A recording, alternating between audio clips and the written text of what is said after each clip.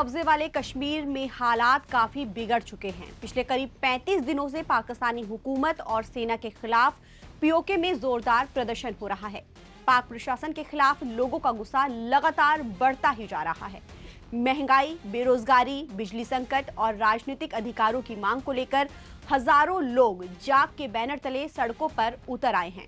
जाक यानी कि ज्वाइंट अवामी एक्शन कमेटी की 9 जून को बुलाई गई हड़ताल से शुरू हुआ ये प्रदर्शन लगातार तेज होता जा रहा है। अपने आंदोलन को तेज करते हुए जाक कमेटी बड़ी संख्या में प्रदर्शनकारियों के साथ 15 जुलाई को मुजफ्फराबाद कूच करने की तैयारी में है। इस मार्च में शामिल होने के लिए भारी संख्या में बच्चे भी पहुंच रहे हैं। पाकिस्तानी सरकार की ओर से जाक को बैन किए जाने के बाद भी वो पीओके में उठ रही विरोध की आवाज को दबाने में नाकाम रही है। इस बीच पीओके में हो रहे प्रदर्शनों से जो वीडियो सामने आ रहे हैं, उनसे लगता है कि लोग आर पार के मूड में हैं। रावलकोट के ईदगाह मैदान में प्रदर्शनकारी पाकिस्तान को चुनौती देते सुनाई दे रहे हैं। इस दौरान वो कह रहे हैं कि बच्चा बच्चा कट मरेगा, लेकिन कश्मीर कभी भी सूबा नहीं बनेगा। शहबाज सरकार भी पीछे हटने को तैयार नहीं है।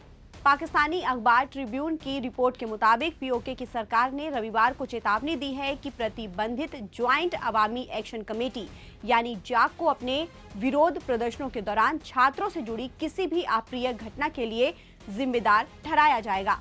उम्मीद है कि पाकिस्तानी सेना प्रदर्शनकारियों को गोली मारने वाली है, लेकिन अगर रैली में बच्चे शामिल होते हैं तो ये उसके लिए क्रूरता करना आसान नहीं होगा। जहां एक तरफ पाकिस्तान सरकार पीओके में विरोध का सामना कर रही है, तो वहीं दूसरी तरफ इसी महीने इलेक्शन कराने का ऐलान कर दिया गया है। अधिकारियों ने चुनाव आयोग के तय कार्यक्रम के मुताबिक 27 जुलाई को पीओके में वोटिंग कराने की तैयारी शुरू कर दी है। पीओके में शरणार्थियों के लिए 12 आरक्षित सीटों का मुद्दा हालिया विरोध प्रदर्शनों की जड़ में है। इसके बावजूद पाकिस्तानी सरकार और सेना चुनाव से पीछे हटती हुई नहीं नजर आ रही है। दूसरी तरफ पीओके से प्रदर्शनकारियों ने अपने अधिकारों के लिए जान तक देने की बात कह दी है। पुलिस और जाक समर्थकों के बीच झड़पों ने इस्लामाबाद के सामने चुनाव कराने को लेकर चुनौती खड़ी कर दी है। हालांकि सरकार चुनाव की पूरी तैयारी होने का दावा कर रही है। स्थानीय अधिकारियों ने कहा है कि शांतिपूर्ण तरीके से चुनाव कराए जाएंगे। चुनाव आयोग के कार्यक्रम के मुताबिक चुनाव समय पर होंगे और इसमें कोई भी बदलाव नहीं किया जाएगा।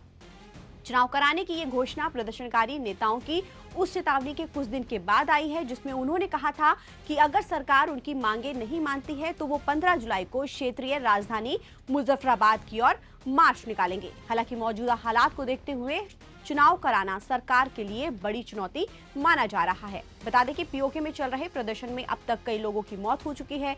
पीओके में पाकिस्तानी सेना की ओर से की जा रही कार्रवाई से इलाके में तनाव लगातार बढ़ गया है और अब आने वाले दिनों में ये देखना अहम होगा कि सरकार और प्रदर्शनकारी बातचीत का रास्ता अपनाते हैं या फिर टकराव और ज्यादा गहराता है।